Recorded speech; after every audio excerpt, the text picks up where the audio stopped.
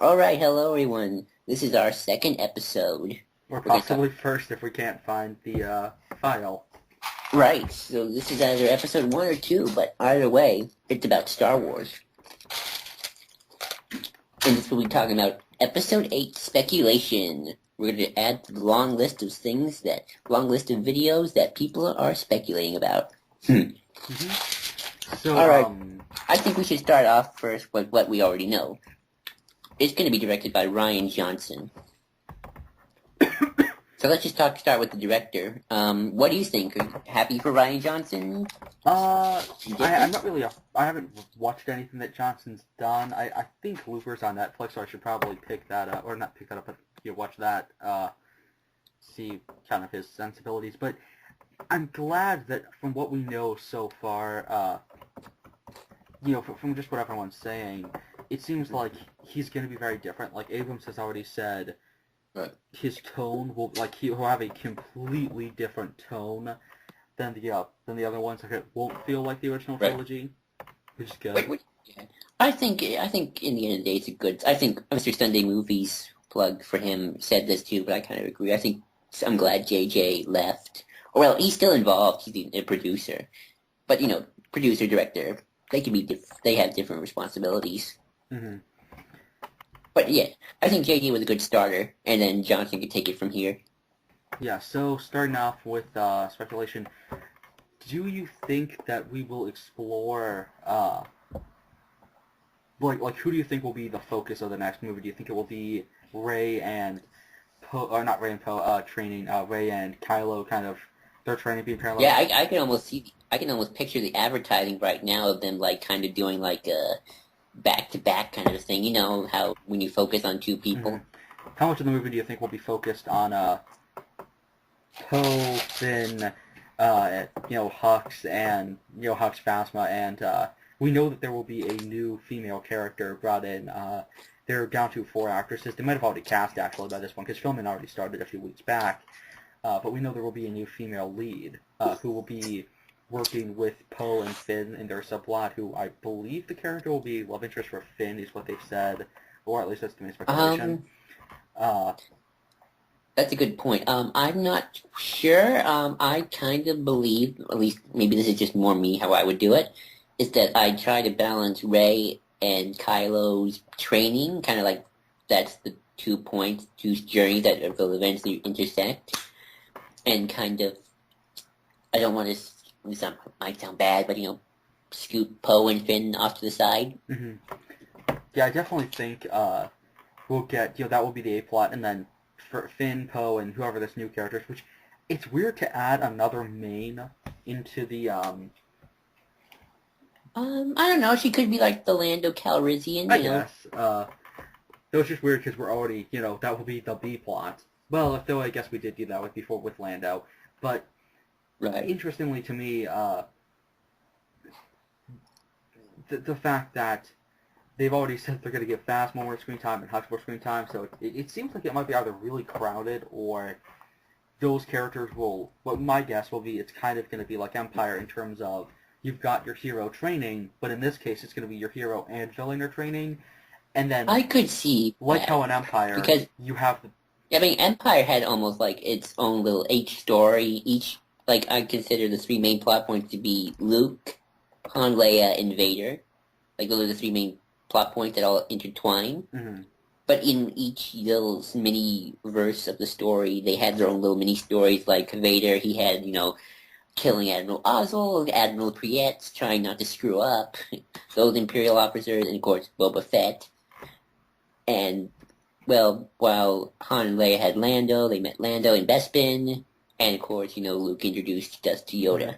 I think what might happen, though, is we'll kind of do what we did before with Empire in terms of, you have the training, which, of course, in this case will be 2 characters, but then in that movie, Vader and Piet, and obviously Ozzel has died by pretty early on in that film, then they're kind of going through the exact same plot as Han, Leia, and everyone. We're seeing them interact with each other the entire time. It's like this chase. I think that's what we may get with the other characters. Is we might keep cutting back to Finn, Poe, and their the Resistance troops possibly I could see hunting Finn. hunting down Hux and Phasma. Yeah, I could see Hux and Phasma playing roles in the Finn Poe storyline, and then Kylo and Rey get their own storylines with Snoke and Luke. Mm-hmm. I wonder though, like, will Finn actually interact with? Will any of these characters actually interact? Because obviously, Finn was still comatose or whatever. Or was he comatose or was he just unconscious? I still don't know. I think he was semi-comatose, but they were the heartbeat. Yeah, it's very likely that might have been actually inflicted, just like medically induced coma, just so that they could operate. Yeah. That might have happened. I'm sure he'll be fine by the time the movie starts. Yeah, though he did get stabbed through the spine. I mean, yeah, that was horrifying. And of course his arm, which right. Those blades are so scary. But yeah. I just wonder if we're actually gonna have Poe and Rey interact at all. We might. I don't know. Even in Return of the Jedi, Luke was kind of doing his own thing forever until the end. Because what's interesting is of the main leads, those two characters haven't met yet. Except apparently in the novelization they had a scene that set up them for like a relationship or something, or at least them kind of. Because by the looks of things, Finn will kind of have his own love interest, and the best guess right now is Rey and Poe, which I'm all for because Poe's awesome, and the X-Wing pilot is the non-Force using X-Wing pilot. I don't know. I want Finn Poe brothers, man. What? I want Finn and Poe, man. No. I honestly think that they are gonna have Rey and Poe. Like, I think that's legitimately gonna happen. Or at the very least, I think it'd be interesting to have those two characters be kind of like, even if they're platonic, have it kind of be like a Luke Wedge thing then in that case. Because she's also a pilot. I don't know. I could see Rey being single. I don't know. I don't know why I just kind of see her being single, focusing on Jedi. About that just because. Will she be like the Jedi of old? Like, because we keep having Jedi who start a new order, and just because they're supposed to be the protagonist, they have to have a love interest and stuff like that, and everything. Yeah. But will she be like Obi-Wan? Is the interesting thing. Here's something I've heard, and this kind of adds to some extra speculation. I doubt they'll do this. Then again, they might. Doubt it. I don't think even they would go this far. What if Kylo and Rey switch roles by the end of it, switch sides, if you know what I mean? I think that might, honestly, I mean, I've asked that question before, and I know some people have said, like, no, Rey's too good and pure, and I'm like, but it's Star Wars. The entire idea is everyone is susceptible. Like, to be fair, even during the final battle, Rey looked like, I've heard speculation of people saying Rey might be channeling the dark side in that final battle. I don't know, but she was mad. Because in the novelizations, and in the in the script, Snoke calls to her. Like, oh yeah, I remember that. I don't have the novelization. Nor do sadly, I. And honestly, it seems the way I've seen like excerpts, it doesn't seem like he's trying to get her to use the dark side. It seems like she's tapping into it. Well, to be fair, I think Snoke probably wants Rey like Palpatine wanted Luke, and just because Rey seems to have more potential. Oh God, don't start the Rey is actually Palpatine's kid thing. Oh no, not that. But yeah, not. Although I kind of want to see that. Just like, I don't know. I want to see Palpatine imagine have a kid. That's a disturbing thought. I don't know. I want to imagine just so I can have my vision of Palpatine going to the future, find that out, and his jaw just dropping, and then he just faints. And Vader's just looking down at him. Yeah, maybe he had a clone, but then that clone died 10 years after the Battle of Endor. But in that time, he was able to have a kid. It's like, you see, that. Oh, he is Emperor. He can get whatever he wants. Yeah, but Rey was born, right. Is 20 years old, so 10 years after he died. Well, that's true. I don't believe that, but I could see Kylo and Rey doing a switcheroo. Because, yeah, again, in terms of Rey seems who's evil, who's good. Good and wholesome and stuff like that, but at the same time, in my opinion, I think what would be fascinating, and I keep saying this, is have them go to Mustafar. Well, I like that. I don't know necessarily if they will, but I would like that. I would definitely like to see Kylo Ren going to Mustafar. I mean, whether or not they do it, I don't know how they feel about, doing that kind of I iconography. think the I fact don't that know. it was so important and was a cool looking place from the prequels, they would bring that in just because it's something that's unavoidable because it's not just like going to Naboo, which was important, or something that's the birthplace of Vader. And if you're gonna do a They Vader, go to Naboo a lot in the comics. I'm just saying. They go to Naboo a oh lot in yeah, the definitely. I comics. mean, Leia was flying around a Naboo starfighter, which was so cool to see her interact with kind of stuff that had to do with her father, while at the same time be Right, with her mother. Kind of like how I honestly right. do enjoy the fact that Padme's final words are the same as Luke's whole thing about there is no good in him, just because it draws a parallel Hmm. between him and his mom, which is something we never get. Right, Uh, right. I'm still 50-50 whether I want to see Rey turn evil because I love her so much in the episode 7. Like, she's my favorite character. I'm not gonna lie, she's my new favorite character. I just love just her attitude and her in general is such a good person. so at I the same mean, time, you could make the argument of being a good, wouldn't the good, responsible, choice from a very humane person who has, compassion be to become a great Jedi, or at the very least to oppose Yoda's teachings of uh, oh yeah, I mean, ignorance and, kind of dodging emotions and stuff like that. oh yeah, definitely. I mean, I definitely can see her. Like, I think even Luke to a certain extent probably reform is not a full on. Well, he's not a Jedi of old in that sense of the word. I'm sure. I mean, to be fair, he was taught by Obi-Wan and Yoda, but I'm sure he's added his own But he little won by opposing them, obviously, because they said to kill Vader in right. cold blood, and he won because he actually, the whole idea of the hero wins because he actually acknowledges his emotions instead of hiding from them, like Obi-Wan did. Speaking of Luke, have you noticed? Have you gone back to see Episode 7 and noticed a I saw that grave my first site? time going into the film. Uh, I saw my that was second. the thing I was focused on. In fact, I remember I studied how to spell in Arabesh Mara because I Hmm. thought it might say Mara Jade on the grave. There's nothing on the grave apparently, except some people say they have seen stuff.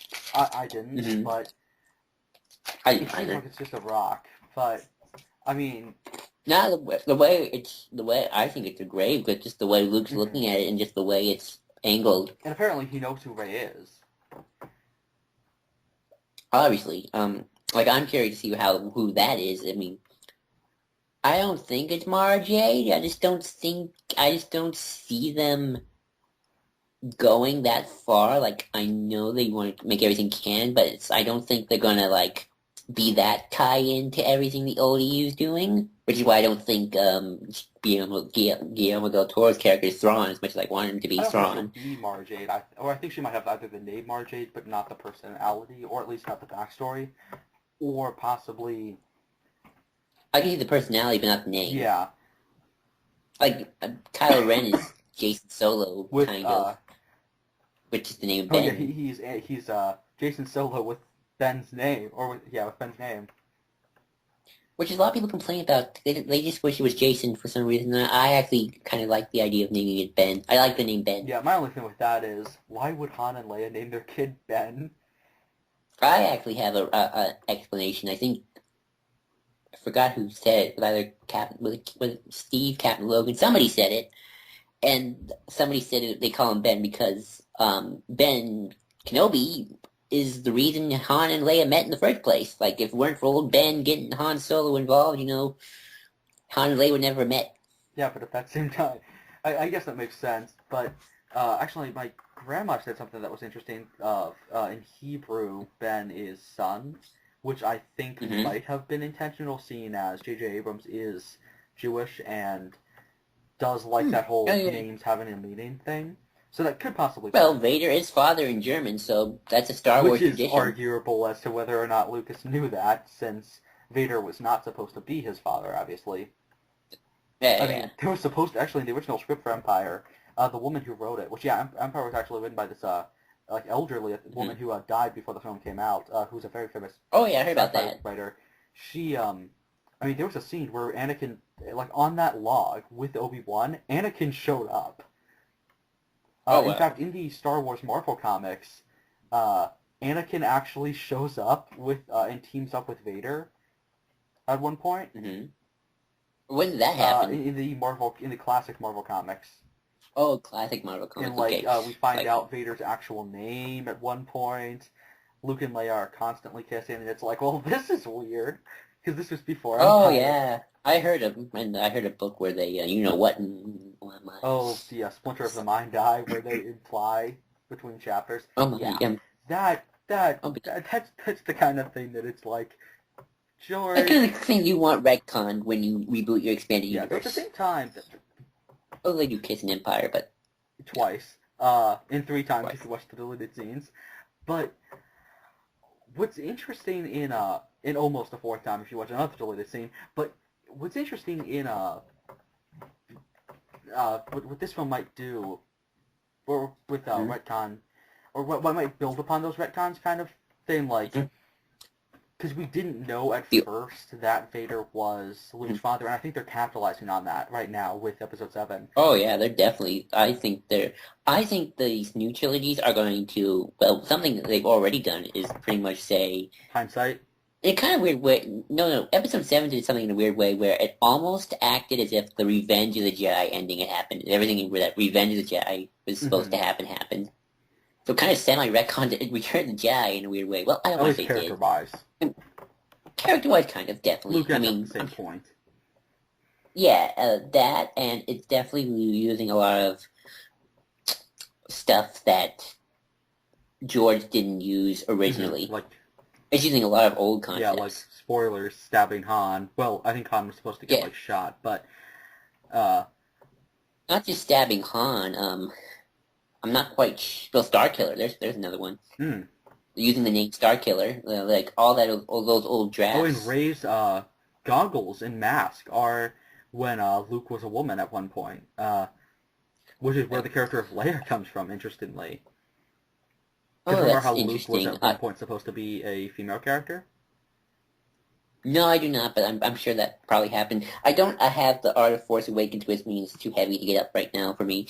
But I do remember looking at some of those old concepts they had, and I hope they bring some of those into Episode 8, like Vader's Palace. I want Vader's Palace. That looks so cool. Yeah, the in the throne room being underwater. Doesn't make any sense. Well, maybe that part of the Death Star landed in a river in Endor. I don't know. Star Wars physics. No, because the Death Star exploded. True, but I'm sure there are chunks, big chunks. It was destroyed by the reactor, because that's where Palpatine falls through with his lightning and all. That's true.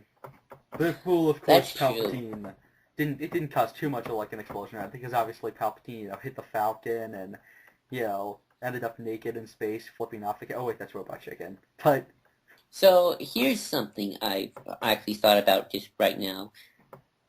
Does Episode 8 retcon Old Republic? Episode 7 already has a little bit with the birthplace of the Jedi being different. Because this planet seems to be like 80%, if not like 90% water with just small islands. Like there doesn't seem to be like an actual solid landmass, there just seems to be islands. Though it could be that Typhon has been flooded since then. Because Typhon had mountains. True. That's fair, but I could see Episode 8, like, it's what Captain Logan said in his review. For the movie when the trilogy that goes forward, we're going all the way back. And I think Episode 8 could retcon what everybody's thought Old Republic about the origins of the Jedi and the Sith. I mean, they've already retconned Korriban to Moraband, even though it's pretty much the same place.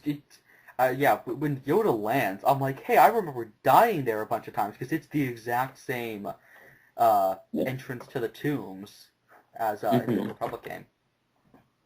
So, yeah, and either Episode 8 does this, or Episode 9, it could retcon, or to be fair, it might not.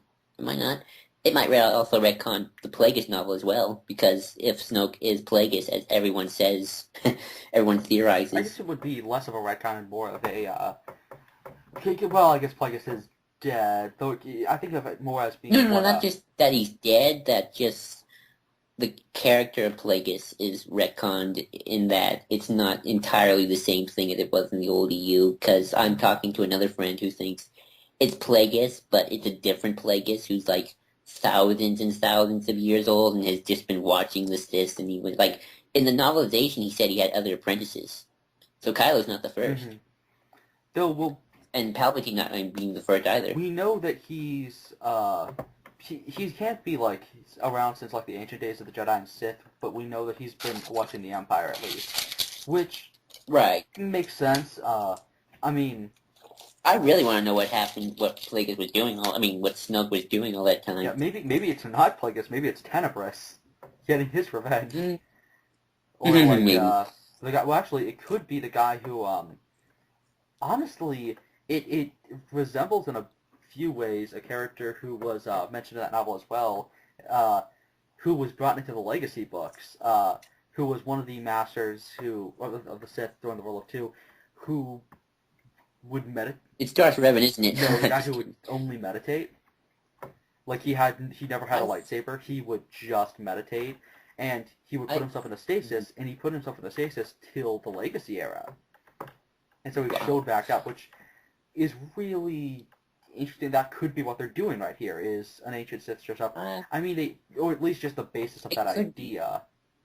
I could see if they make Snoke an original character, I could see that. I could see that sort of like maybe, like I have a theory if Snoke is an original character, that during that Snoke would actually, at that first Jedi Temple, entrapped somewhere, and Kylo Ren accidentally let him out.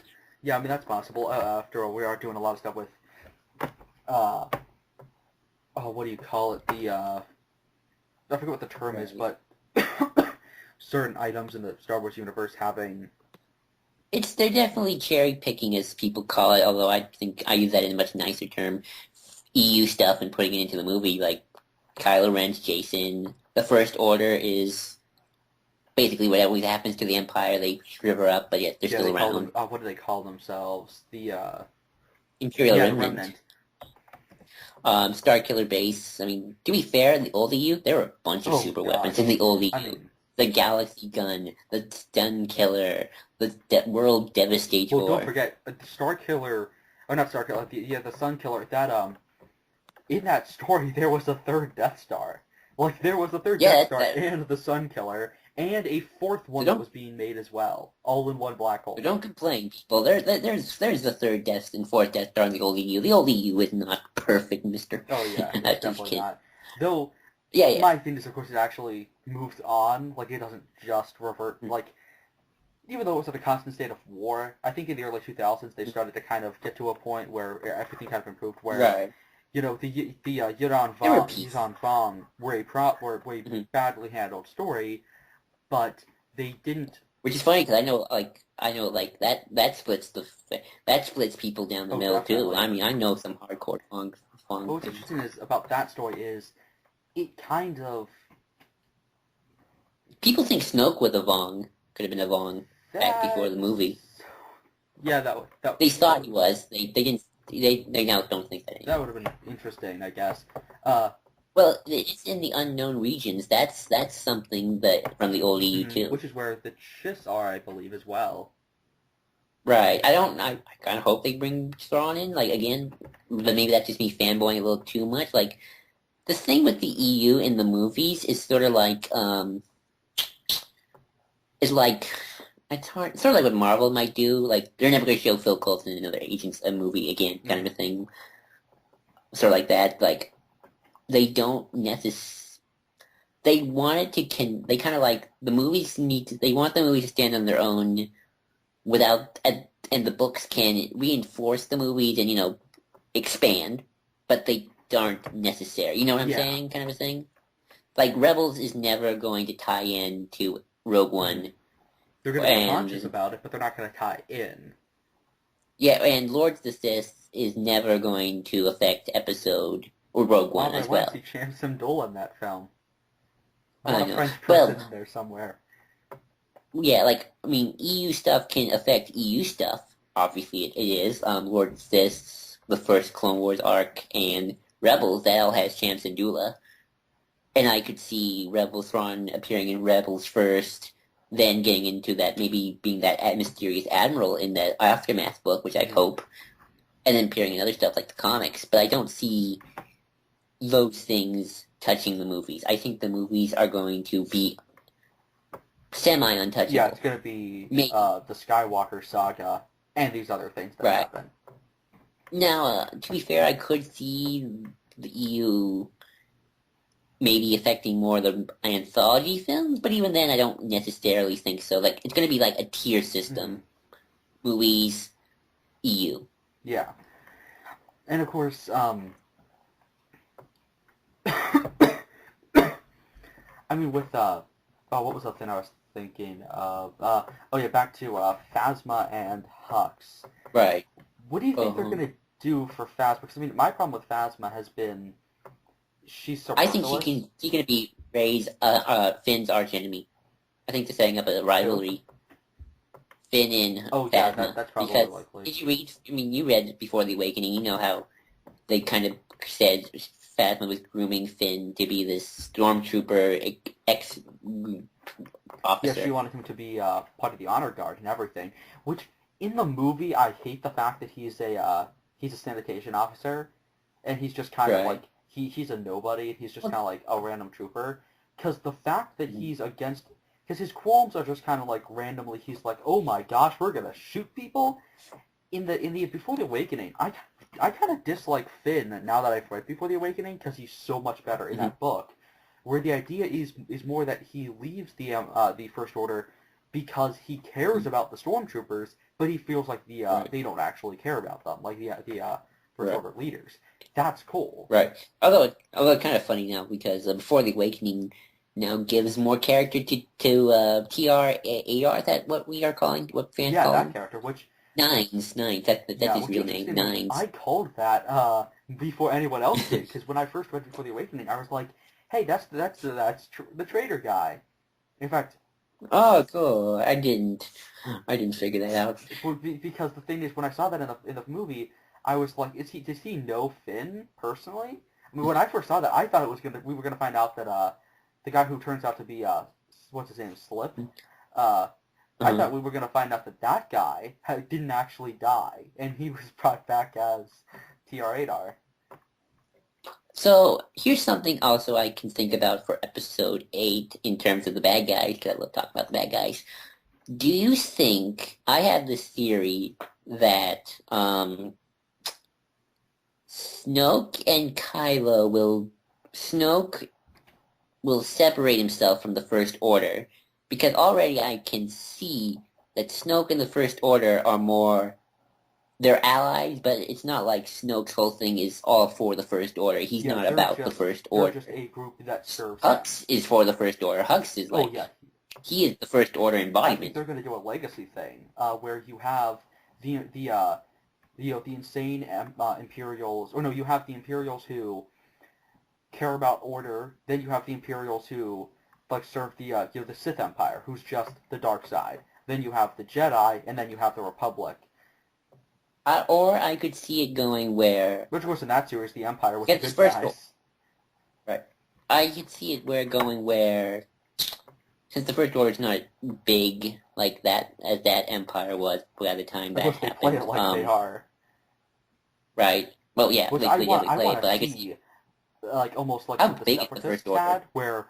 Because that's what's good about the Clone Wars era, and that's why I feel like they did a superior conflict. Like, in terms of just what the conflict was, I prefer the prequels because it was the rebellion. There's definitely a 50-50 stakes there, 50-50 in terms of balance. Yeah, I mean, the rebellion in those films were the enemies.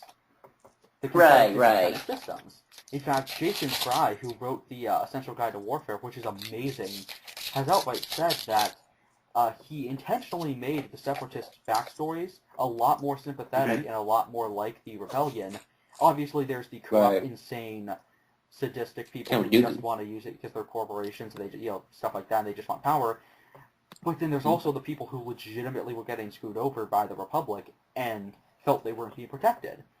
And he wanted to be parallel, which was an explanation as to why a lot of people didn't like the Rebellion and stayed loyal to the Empire.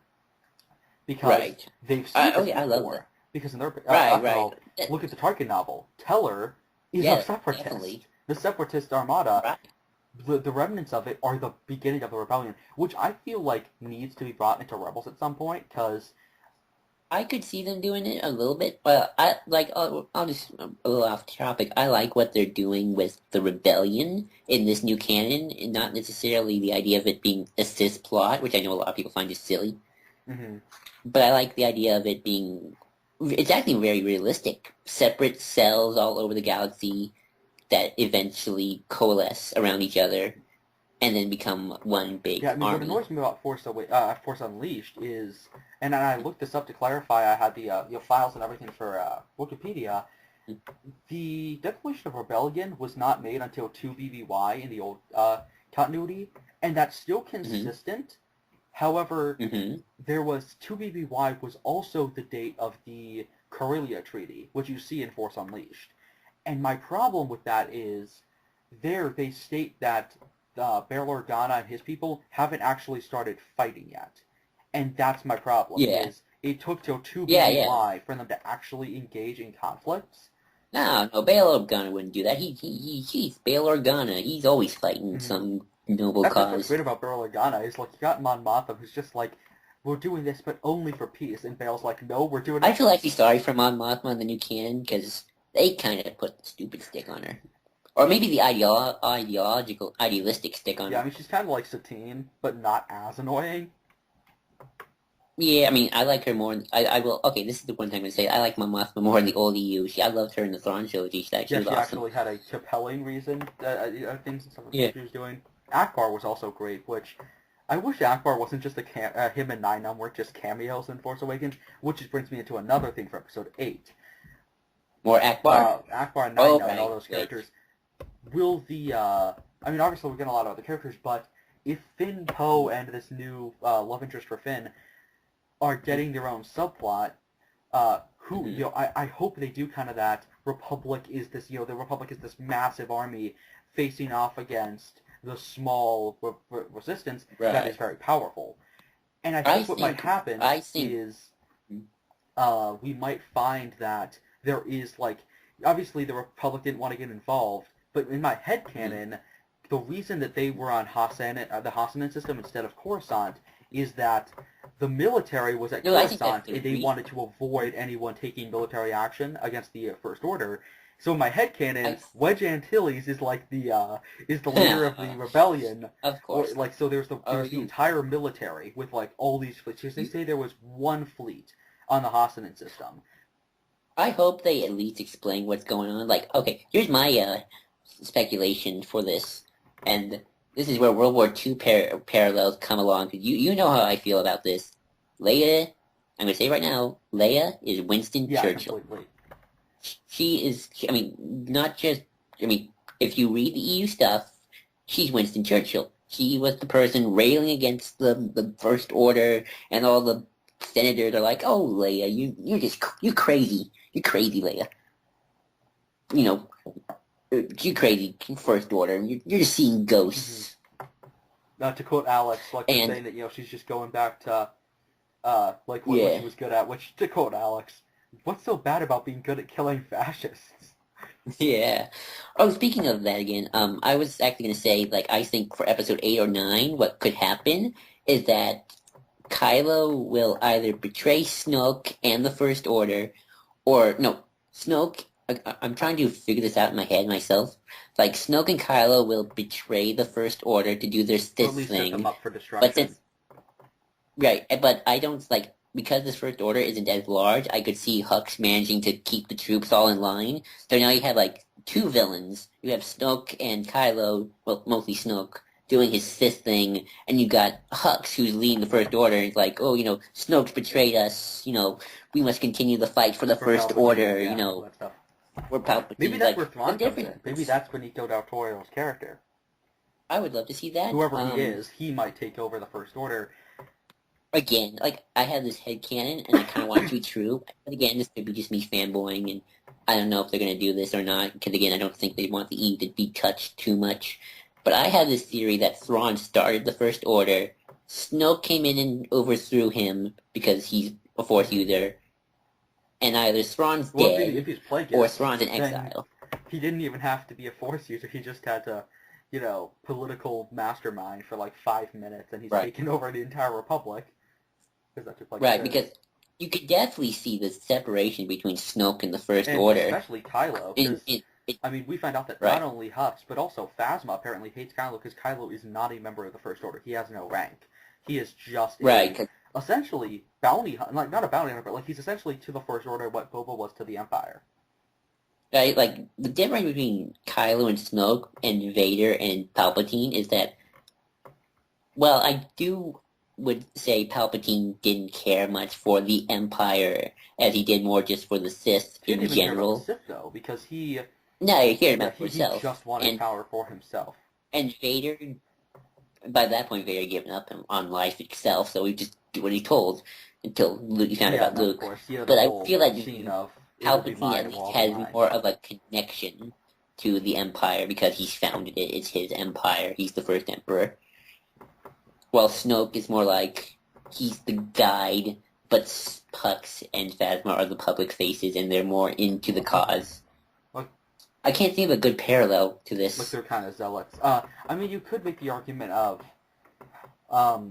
like Mussolini was kind of just doing it for his own ends, and then Hitler Yeah. actually believed himself to be like a god.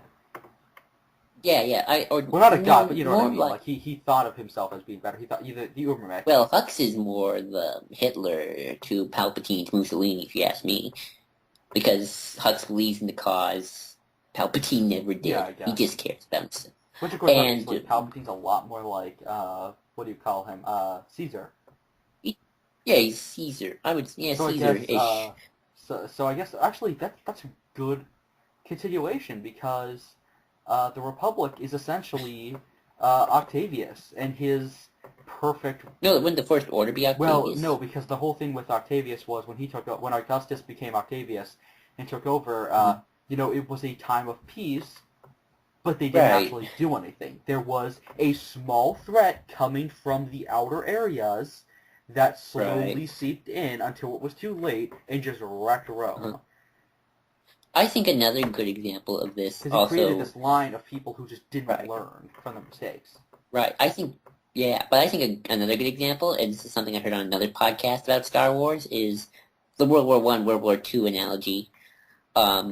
The Galactic Empire is more the German Empire from World War I, headed by the Kaiser, and the First Order is Nazi Germany, because you can tell the difference between the Empire and the First Order.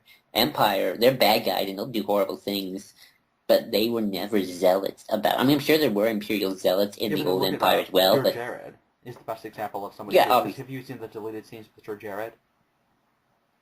I've seen a few, yeah. And like, yeah, there were Imperials with actual humanity and who actually they cared about their men. They actually they were being lied to or they were being manipulated. All that stuff with Palpatine, you know, tricking everyone into thinking that the Jedi were evil and everything. You know. Well, I always think the upper echelons of the Empire, they're more like just bureaucrats, just like making money. Yeah. While the upper echelons of the First Order are these like, we believe in the First Order zealots who will we will go down fighting in the bunkers with you troops. Yeah, I mean, like, contrast, like, the Imperials constantly stabbing each other in the backs to, well, I think the First Order... as the last day of the Republic. Like, there's a big difference there between... I'm sure they stab each other in the back still, though, too. I'm sure.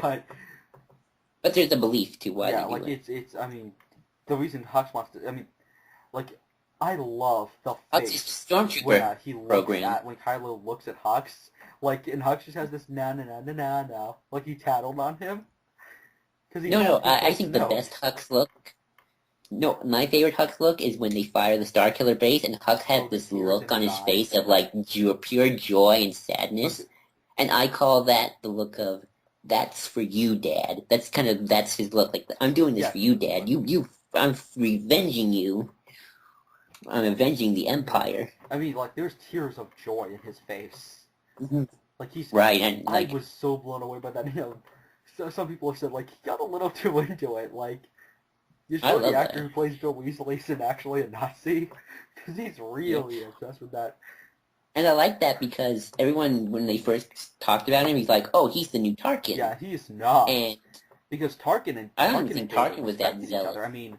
Vader didn't like the idea of the Death Star. He thought it was a dumb idea, but I mean, look at the first issue of the Vader book, where Right. Taggy says that, we could have spent all that money on that we spent on the Death Star to build Star Destroyers. Right. And Vader's response is, you have schematics, Tarkin had a vision. And the thing is, Tarkin was semi-zealot. I don't think he was ever a full-on zealot like Hux is. Like, he definitely would do, like, the Tarkin definitely that would push the nuclear button, but I don't think, it's kind of hard to describe because, you're saying, like, that makes one better than the other when they're both horrible, but, I don't see Tarkin was Tarkin, capable screaming. of like, the thing is, I don't want to say when that, Tarkin but I did think horrible Tarkin things in a sick, twisted he way. was He thought he practical. was actually bringing, like, in his mind, it was a temporary, this is a necessary evil, and then we will go away. Yeah, Hux definitely. just wants death and destruction. It's lawful evil against chaotic evil. Oh, definitely. And then Kylo is, that's, I guess, even more chaotic evil. Kylo's a whiny little I just kid think he's more neutral. He might be neutral evil by episode 8, I don't know, depending on what happens with him and Snoke. But I can definitely see a split between Snoke and the First Order, and now you have two bad guys. Which almost you could argue you kind of have already with episode 7, which again kind of draws into your complaint about the conflict, because you almost have like two story plots going on. You have the character stuff, which is the good, which I think is the strongest stuff between, Rey, Kylo, Finn, and then you have the outer background stuff going on, which kind of takes second billing. You know what I'm saying? So I can see that happening. Okay, let me think of what else, speculation-wise. I've been hearing stuff about Han Solo coming back, and is it flashbacks, you think? I'm thinking it's going to be flashbacks to them dropping Ben off at Luke's place. Because what we know so far is that we will not know Rey's identity until episode 9, which makes me think that she is not Luke's kid. Because there is no way that that wouldn't be revealed in episode 8 if she was. So maybe she is a Kenobi. Yeah, I mean, I don't like the idea necessarily, because just we randomly retconned in a unknown Kenobi, but I doubt she's Luke's kid, since that's going to be episode 9.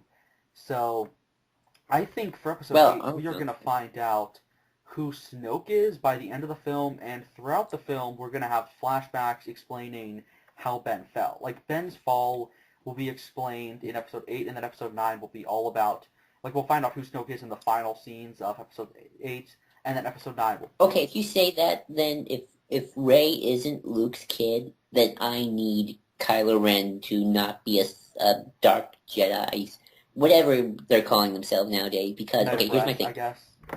Yeah, because here's my thing. I even did this, I talked to a friend of ours, Sid Part 2, about this. I think the Skywalker family needs balance, because Anakin Skywalker, he's the start of the lineage, even though technically Shmi, but you know what I mean. He's the start. Anakin is capable of both great good and great evil. Darth Vader, Anakin Skywalker, you have that kind of split. And then Luke, when Anakin was Darth Vader, Luke counterbalanced Darth Vader's evilness with the Skywalker light. And then, he defeated Vader, returned to the dark side, and then it was balanced again. Course, and now he became Ben kind of turned the to the problem dark. that the Jedi had before of just kind of quitting. Right, and now we have Ben, who, if he kills Luke, and then you have dark side, and then there is no balance. There's no light to counter the Skywalker darkness. You see what I'm saying? I kind of need, a balance. I don't want the Skywalker family to end on to finish off with the dark side. I want them either to have balance or to be in the light. But probably more balance, because Star Wars is all about balance. Which is why I don't mind Ben, by the end of this, being, a gray Jedi, but I don't want him to be psycho evil. You know what I'm saying? Yeah. Though, of course, I still think Rey might become a gray Jedi, just because, I got to ask that question. Of course, Cap's response was no, she's too responsible. But I think the Grey Jedi are the responsible thing, because we see yet again the Jedi kind of just giving up, or giving up when they're destroyed instead of helping the Republic. Obviously, yeah, they got too involved during the Clone Wars. Becoming the leaders of the Grand Army of the Republic was a bad decision. But was it a bad decision because they shouldn't have any involvement in power, or was it a bad decision that they weren't prepared ever, that this was a new thing? Because the way they handled it in the Old Republic, I think, was a lot better. Like in universe, that was a lot better way to handle that problem, where they were consulted. I have a theory where I actually asked Steve about this, and I don't know, remember his response. He said he could do this, where I theorized that what they're going to do for Episode 8 is say the Jedi of very old, the first Jedi, were different from what the Jedi would become in the prequels, so that way they can kind of make all that work, if you know what I mean. And Luke, going to the first Jedi Temple, he's trying to discover what the first Jedi were, and not the Jedi we see in the prequel era, Clone Wars, that sort of thing. Yeah, I mean, I was talking to some people on SF Debri's forum on his website, and they were all discussing, the morality of the Jedi and everything. And the interesting thing is, somebody made a good point about how the Jedi kind of being unopposed for over 1,000 years led an organization based on compassion and restraint to become based on ignorance and kind of just this absolute. That's actually in universe. They actually do mention that with something called the Rustan Reformation. Was that the thing that Valorum's great-great-grandfather did? Yeah, it didn't affect the Jedi, it affected the Republic. But that kind of during that era, which takes place, I think, in the Darth Bane books. Yeah, I've heard about that. They mentioned it's pretty much the Jedi go through Reformation because the Sith are gone or destroyed or seemingly destroyed. Right?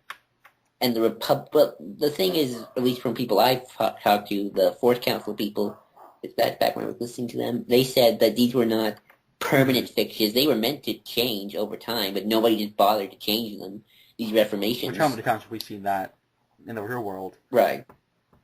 Exactly, and because before the Republic was just this apparently a military dictatorship kind of thing, standing armies, and the Jedi Knights had an army basically. They were sort of like the Crus, I'm gonna get penalized. I'm gonna get so much hate for this, but it's like the church back in the old Templars? days. Medieval. Yeah, you could say that too. It was like the Middle Ages back in those days, and then it's sort of like the Jedi decided to whittle down, disband their armies, and kind of just internalize, I guess. Yeah, and of course the reverse. Though this is of course the reverse thing, where the Templar of the Church was a much more dark, horrible thing, and then of course the good decision that they made was internalizing. Right. Well, of course, in this case, the Republic and everything were benefited from a kind of mixture of they're consultants. They will fight. They are knights. Because we almost got rid of the whole notion. Like, they were knights still during the golden age of the Republic, but they didn't act like them as much. They kind of were very holier than thou and everything, instead of being spread out. Well, if Old Republic games, which I don't play, but I don't have a computer anymore. But I do have a computer. I have an Apple. If Old Republic games, what I've seen to serve me well, even their attitudes were very different as well. They even seemed more emotional. And of course the Sith during that time too internalized Darth Bane. They got rid of their armies and their empire and decided, no, we're just going to stick to two. We're going to be more like a cult. Yeah, and of course the rule of two is something that I really like. I'm fascinated by that, and we've had 2 trilogies of Rule of 2, which is why I think they are going to do the one Sith. Well, I don't know if they're going to call it the one Sith, but they're definitely going to try to create the evil Jedi Order. That's definitely, I see the Knights of Ren being. They're knights. My only thing with that is, I don't like the fact that they act almost as if the Sith were just kind of a footnote. Like, the way they treat it is like the Jedi are the light-sided side, and the Sith are just kind of a dark side group. And yes, that's true, but the thing is, the Sith are so fascinating that... I don't know necessarily if that's what they intended when Maz Kanata was like, the Sith, I know, but it felt... the Empire, the First Order. The only way I can justify it is by saying that she meant the Sith as in the Separatists, like as in Dooku and Ventress and the Acolytes. I thought she would talk more just the ancient Sith Empire, and then the Galactic Empire just kind of became the official successors. I wish she had actually mentioned the Separatists.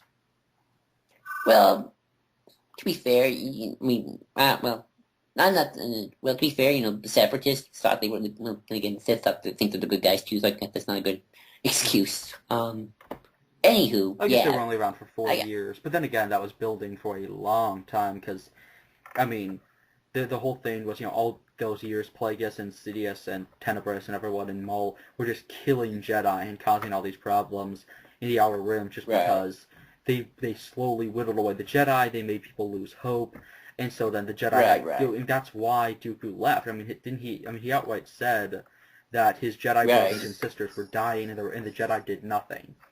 That they lost planet after planet, innocent, entire cities burned. His friends were killed by the Mandalorians, and the Jedi did nothing to change, and so he gave them those chances over and over. Which is why I think Lucido needs to do a Dooku book, because that is right up his alley.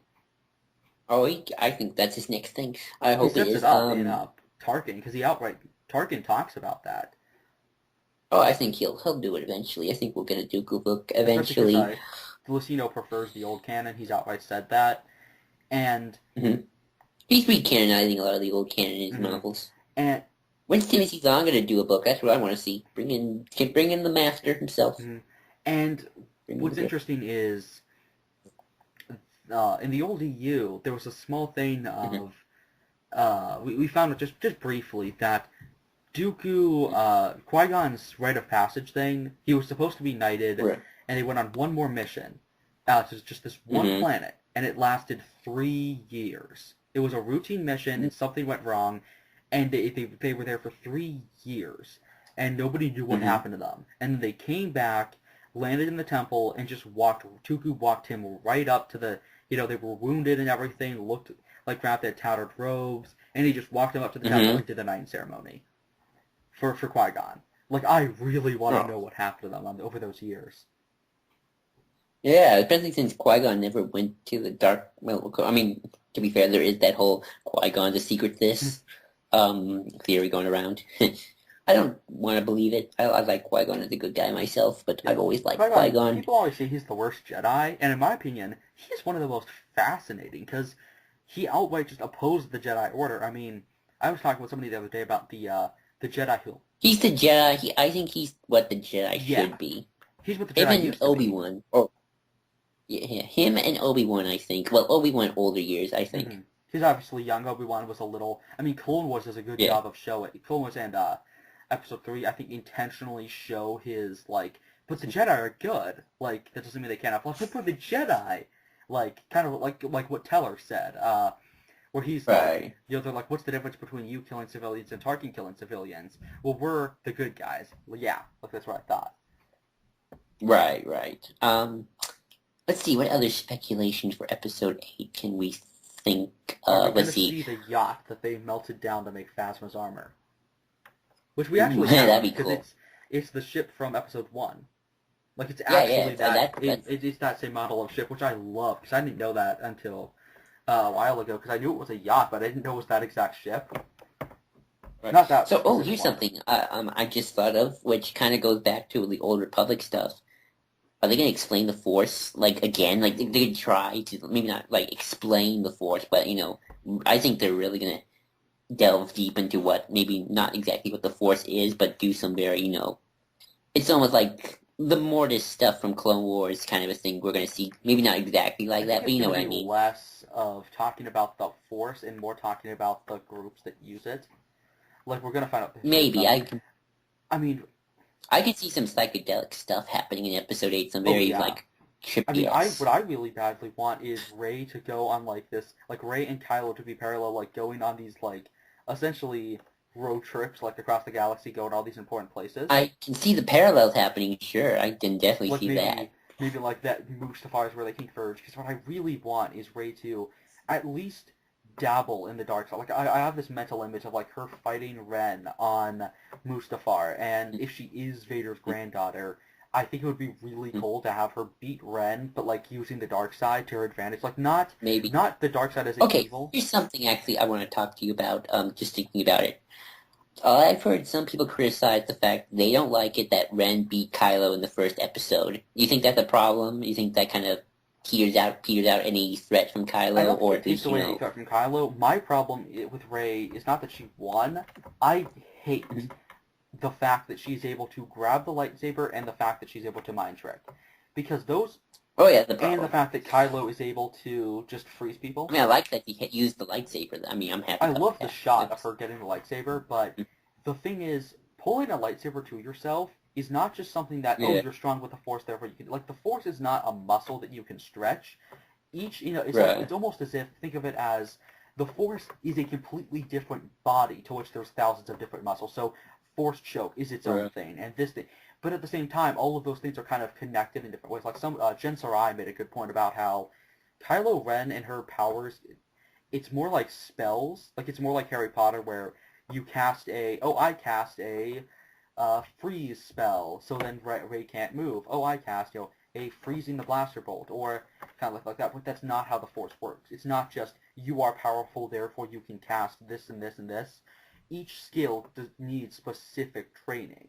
And well, I can believe the Kylo Ren stopping the blasters one, because he probably did have some training. That one I believe. Is that seems like a more advanced version of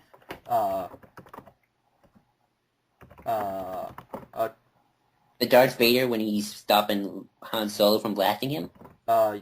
Remember this Empire Han blasts Vader and he just holds up his hand and what's it called? Force block. I think it's called Xi'an. No, that's the Gem Show. What is the? I'm completely blanking because I know that there's the. Hold on, because I. Well, while you look it up, I'll just say that something I think that they could delve into a little bit when it comes to the Force is that they're different. It's okay. Yeah, that's what I was thinking of, because Tuna Menace allows people to grab lightsabers and blaster bolts, so I guess it's just a more advanced version. Because, I mean, we've seen Obi-Wan grab 2 lightsabers at once, because he does it to Ventress, where Ventress swings her lightsabers out and he just grabs both of them and says, no, and just pulls them out of her hands. Right. Well, I can believe Kylo doing the whole stopping pose blaster thing, because I could just see Snoke knowing certain techniques and skills that maybe Palpatine never knew or Vader just couldn't do because of the accident.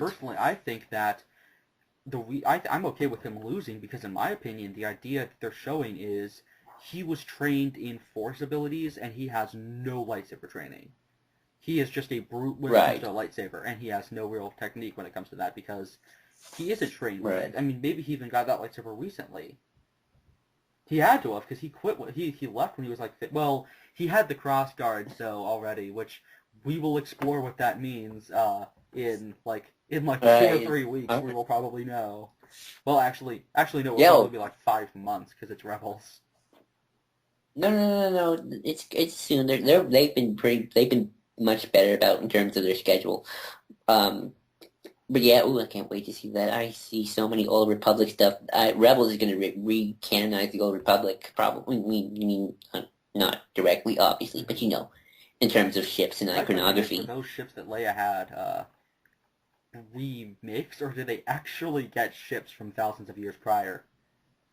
Well, according to Pablo Hidalgo, they go by the idea of those are just ships that look very similar to those Old Republic ships, but in our universe, in real time, yes, they were made because they look like Old Republic ships, and they love that stuff. Which I kind of like the idea of people using classic armor. I mean, what I hope, I still have my idea that I legitimately think might happen, which is there is a Republic military, the people on Hassanin system were kind of avoiding it. So my guess is maybe people like Wedge and maybe even Akbar. Well, Akbar had retired, but well, Akbar's alive. No, Akbar's in Resistance. He retired and then Leia brought him in. But well, if they're going to go the World War II parallel, I can see Leia setting up a new capital of the Republic on probably another capital world. Because I'm sure they've set up buildings for all the other capitals. I think that...